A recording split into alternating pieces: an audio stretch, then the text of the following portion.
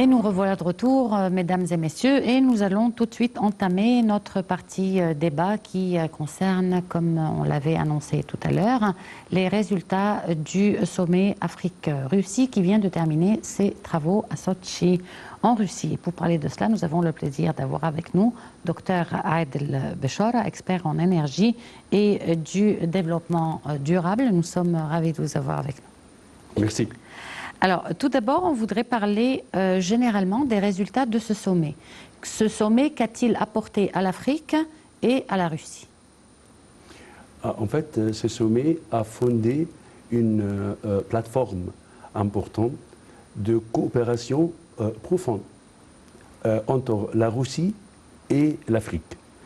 Il y a déjà plusieurs axes de coopération individuelle entre la Russie et bilatérale entre la Russie et des pays en Afrique, mais c'est la première fois qu'un rassemblement de pays africains sur le parapluie de, disons, de l'Union africaine se ressemble avec la Russie, une unité qui a, disons, un pouvoir et aussi richesse, diversité de ressources et des produits qui, en fait, représentent un important marché aussi pour la Russie.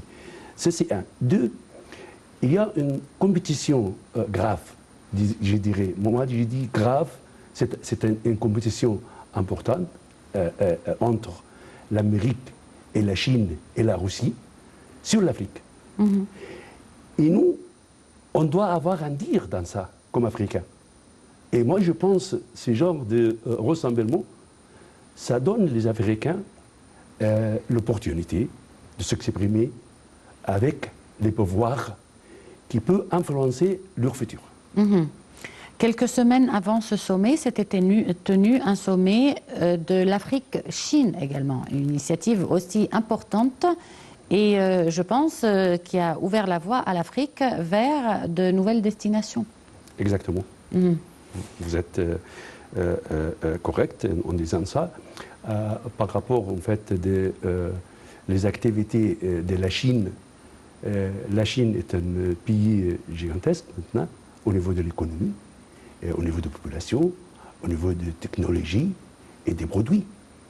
Alors, quand la Chine entre dans un continent comme l'Afrique, ça fait peur pour tout le monde. Et les Chinois ont tous les moyens financiers et économiques pour l'extension de leurs activités. Mais est-ce que nous, on veut mettre tous les œufs dans une seule basket? Non, c'est clair. Et c'est clair, je pense, à cause de ce sommet qui s'est tenu avec la Chine et un autre qui l'a suivi avec la Russie. Donc c'est pour diversifier les options. Exactement. Bon, pendant le sommet de la Russie qui vient de terminer ses travaux, un nombre d'accords ont été signés, des accords bien entendu visant la coopération conjointe. Quels sont les accords les plus importants qui ont été signés durant ce sommet? Ok. Avant de citer les accords ou essayer de les définir, en fait, il y avait trois axes principaux pour ce sommet.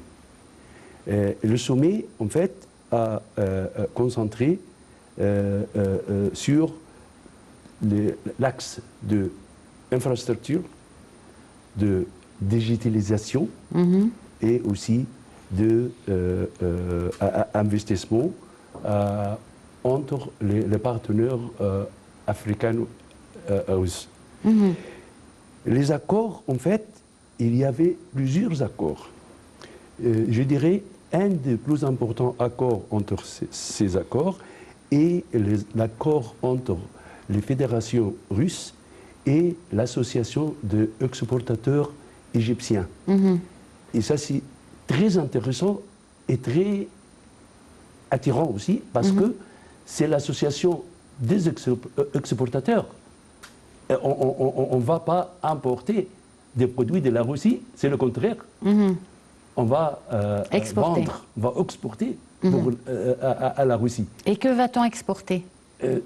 Tous les produits, et en principe, en fait, c'est des produits, disons, alimentaires, et aussi quelques produits des ménages électriques, électroménagers, et aussi de quelques médicaments. Et donc, en fait, ça aussi, c'est très important. Bien sûr. Et aussi, il y avait des accords entre disons, le fonds d'investissement et des projets dans quelques pays africains comme le Congo. Et aussi, il y avait le Niger, à des accords avec les associations que leur ressemblent en Russie. Aussi, les fédérations des hommes d'affaires ont fait plusieurs accords presque pour tous les pays africains avec leurs compagnons en Russie. La chose aussi qui est très importante, qu'il y avait des représentants pour les chambres de commerce et d'industrie dans tous les pays africains qui sont réunis avec leurs amis en Russie et font des accords multilatéraux et aussi bilatéraux. Donc en fait, il y avait plusieurs accords économiques qui représentent en total à peu près 20 milliards de dollars, mais il y avait des accords qui étaient signés avec 13 milliards de dollars.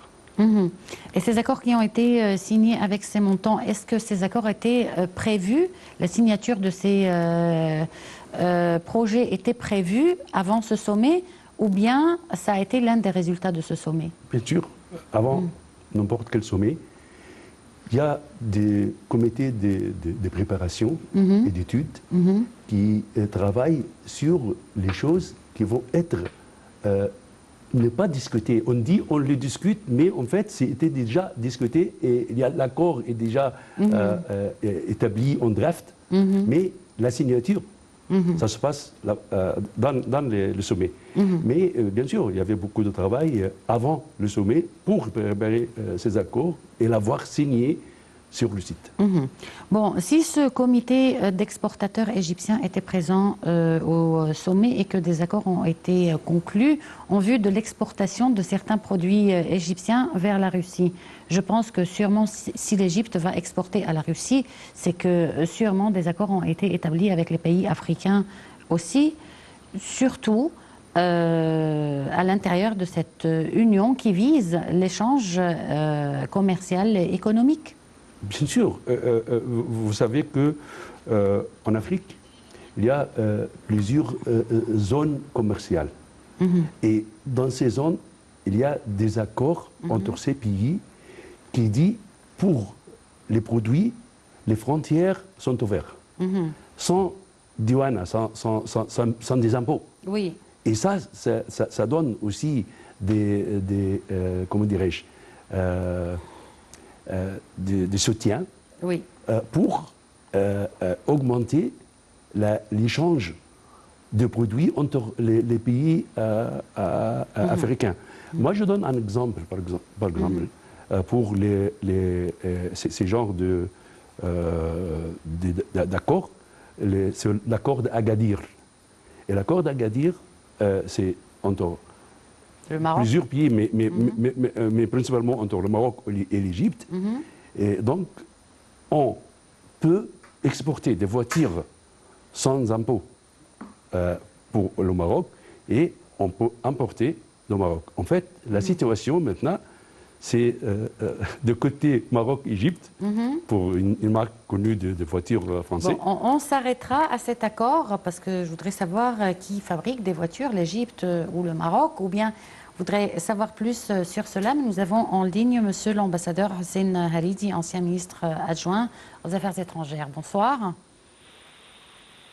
Monsieur l'ambassadeur, vous m'entendez? Allô? Bonsoir, Monsieur l'ambassadeur. Bonsoir madame, je vous écoute avec une certaine difficulté. Ah, je suis désolée. Je vais faire mon possible.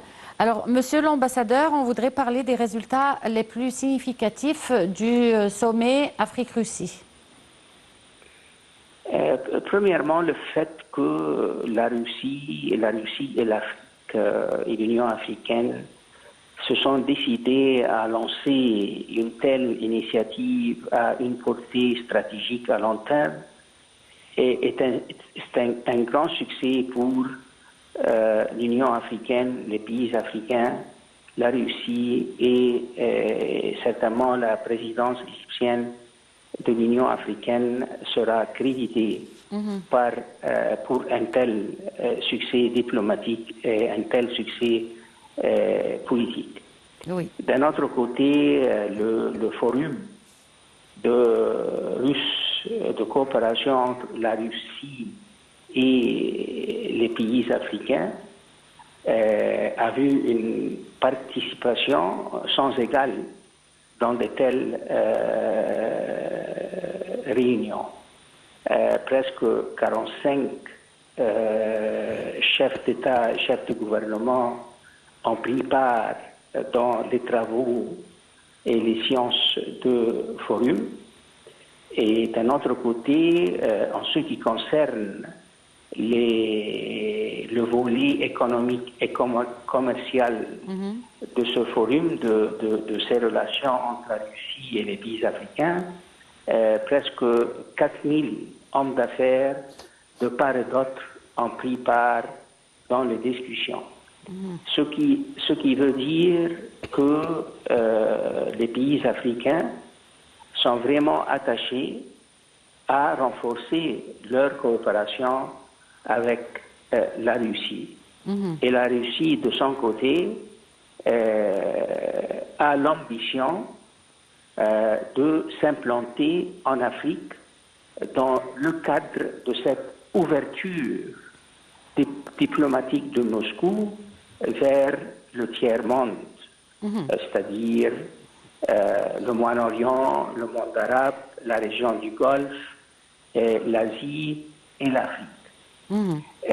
Et dans ce domaine-là, la Russie a un atout, un grand atout, et ce que la Russie d'aujourd'hui construit ou veut reconstruire cette coopération avec l'Afrique dans le cadre de l'histoire des relations africaines qui datent de l'époque de l'ère soviétique.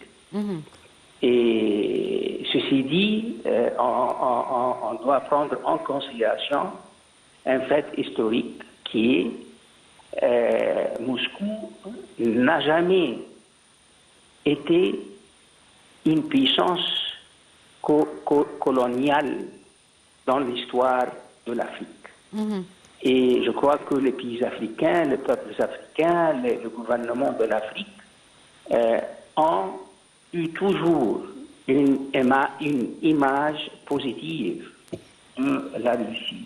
Oui. Et la Russie veut en profiter. Et certainement, quand il y a 3 volets de coopération entre la Russie et les pays africains.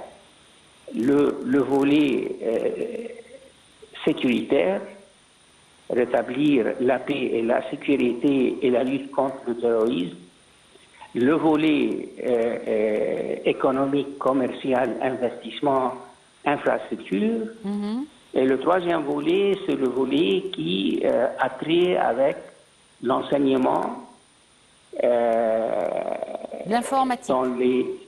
Lors de l'existence de l'Union soviétique, Moscou a offert 500 000 bourses aux étudiants africains dans le temps. Oui. Certainement, les contraintes économiques et financières de la Russie d'aujourd'hui, on ne s'attend pas que Moscou pourrait répéter cette performance, mais ce 3e volet de coopérer sur le plan de l'enseignement supérieur, je crois que ça va être un volet important. Donc, en ce qui concerne le domaine militaire, la Russie a déjà signé des contrats de coopération avec 30 pays africains. Et la Russie est prête à aider, à assister les pays africains concernés à lutter contre le terrorisme. Et un autre aspect de cette coopération, un aspect qui va jouer un rôle prédominant dans les plans africains du développement durable, l'agenda 2063, c'est la coopération dans le domaine des infrastructures. Les infrastructures routières, les infrastructures ferroviaires, ce qui, une fois mis en route, va donner un grand élan aux échanges commerciaux, soit parmi les pays africains, soit avec la Russie et le monde extérieur. En conclusion, je pense que le sommet ou le forum, la première édition du forum de coopération entre la Russie et les pays africains était une réussite. Et je m'attends que dans l'avenir, cette coopération va être renforcée dans l'intérêt des pays africains et l'intérêt de la Russie comme une puissance une grande puissance qui a l'ambition de renouer une deuxième fois avec l'Afrique. Monsieur l'ambassadeur, je vous remercie beaucoup pour cette intervention et on poursuit donc avec Dr Adel Bechara. Donc tout à l'heure, avant cet appel, on parlait de l'accord d'Agadir. Oui. Vous parliez d'exportation de voitures du côté marocain, envers l'Égypte. Voilà. Est-ce que le Maroc ou l'Égypte fabriquent des voitures?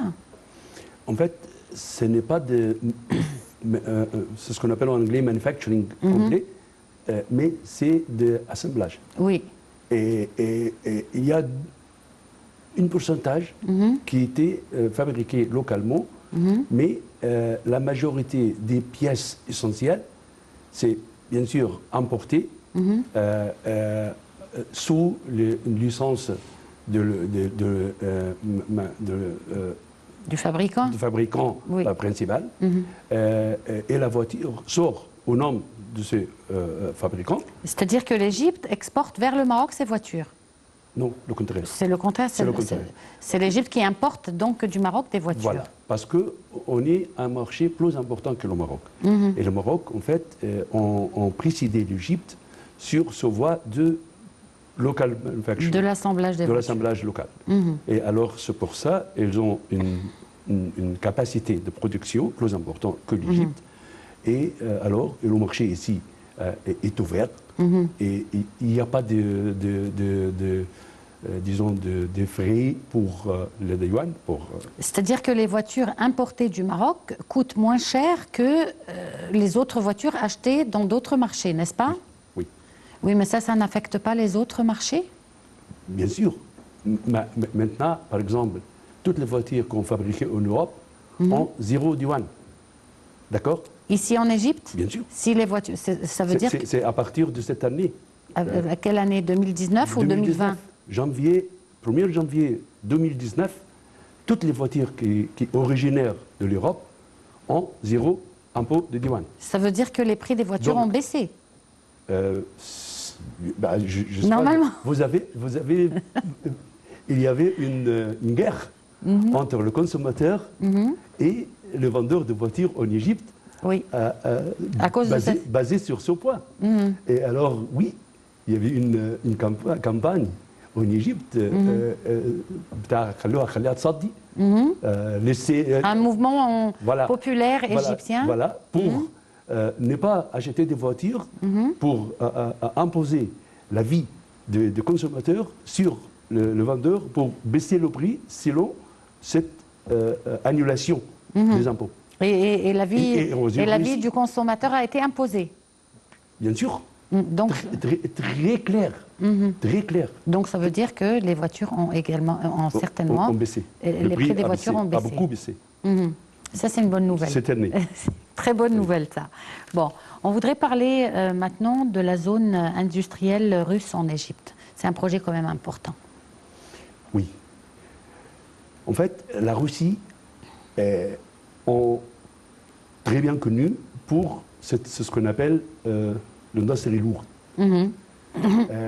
Comme les locomotives de train, par exemple, et aussi les voitures de train. Et à cette opportunité, on doit dire que pendant le sommet, il y avait aussi un accord important entre l'Égypte et la Russie pour importer de la Russie des locomotives et des voitures de train de la valeur de 1 milliard de dollars. Donc, la Russie va fabriquer une partie de ces produits en Égypte. Il y a aussi des autres industries qui sont basées sur le gaz naturel. Donc, c'est Petrochemical Industries. Pétrochimique. Pétrochimique. Et là, c'est aussi des investissements pour les Russes en Égypte. Les voitures russes vont être produites, excusez-moi pour mon français, hein, Non, c'est bon, c'est parfait. vont être aussi fabriquées en Égypte. Il y a plusieurs accords maintenant entre des entreprises égyptiennes, soit du secteur privé ou secteur public, pour fabriquer des voitures russes en Égypte. Donc, oui, il y a disons, différents domaines. Donc, oui, ça va.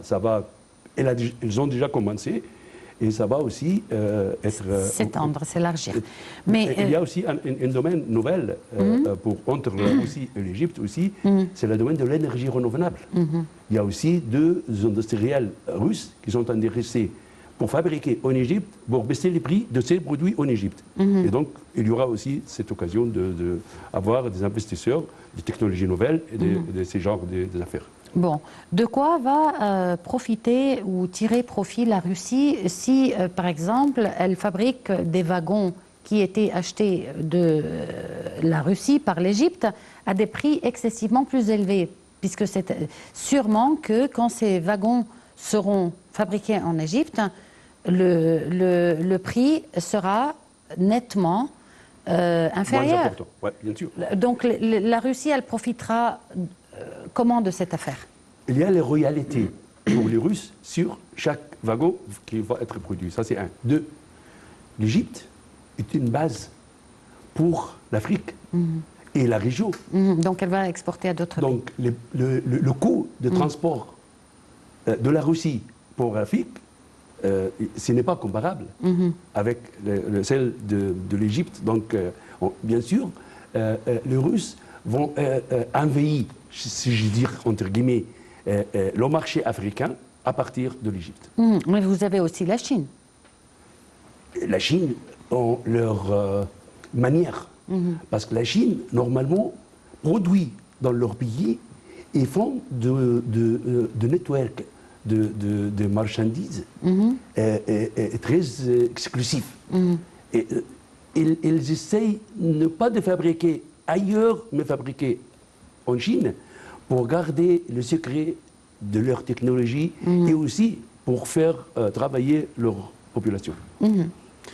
Bon, est-ce qu'on pouvait parler de coopération importante entre la Russie et l'Afrique avant ce sommet? Oui, comme peut-être j'avais dit au début, disons, les investissements accumulés entre la Russie et l'Afrique jusqu'à aujourd'hui, c'est 20 milliards de dollars dans les domaines plutôt militaires.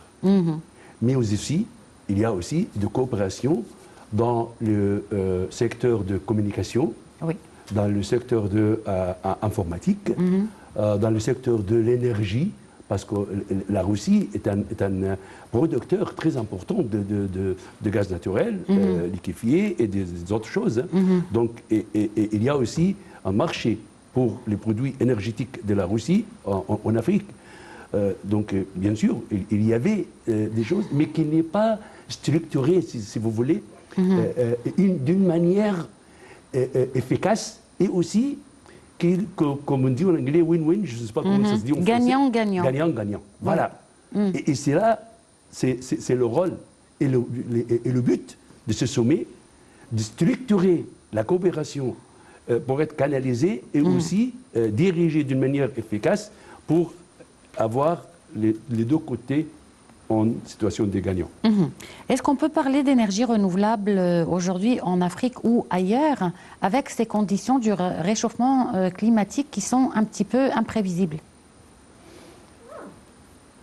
Je ne suis pas tout à fait d'accord avec Imprévisible. Imprévisible, parce que c'est prévisible. Et on a parlé de ça, il y avait des réunions annuelles chaque année sur pour le monde entier. Et il sort des études et des avis scientifiques qui toujours dit qu'il y a ces implications et ces impacts de... Quelles seront les implications les plus importantes? Pour l'Afrique, en fait, c'est la redistribution de pluie. Donc, la source de l'eau, c'est-à-dire donc la vie. l'agriculture. Voilà.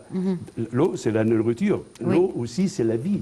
L'eau aussi, il y a beaucoup de pays qui dépendent pour l'eau pour avoir de l'électricité, de l'énergie. Bien sûr. Il y a c'est ce qu'on appelle en anglais nexus, relation intermutuelle entre l'énergie et l'eau. Et alors, le changement climatique va imposer des effets négatifs sur les deux ressources de l'énergie et de l'eau. Je donne un exemple. Par exemple, en Afrique, il est très chaud. Alors, quand on cultive et on fait l'irrigation, les vibrations augmentent. Donc, le besoin en eau augmente. Bien sûr. L'eau a besoin de pompage qui a besoin de l'énergie. Donc, quand il fait chaud, on a besoin plus de l'eau et plus de l'énergie. C'est ça qui complique les choses. C'est comme on dit... Et plus d'énergie, c'est-à-dire plus de chaleur aussi. Voilà, plus d'accord, plus de chaleur, mais aussi a beaucoup besoin de plus de fuel. Oui. Et si on va utiliser l'énergie renouvelable, oui, là les implications seront moins importantes. Seront moins importantes parce que c'est ce qu'on appelle clean energy, énergie propre, qui n'a pas d'effet négatif sur l'atmosphère. Voilà. Bon, docteur Adel Béchara, c'était un plaisir de vous avoir avec nous, mais le temps a filé très vite. Donc on arrive à la fin de ce programme. Je vous remercie d'avoir répondu à notre invitation. Et je vous remercie de nous avoir suivis. On se retrouve donc demain à la même heure avec une nouvelle édition de Direct et un nouveau collègue. Au revoir.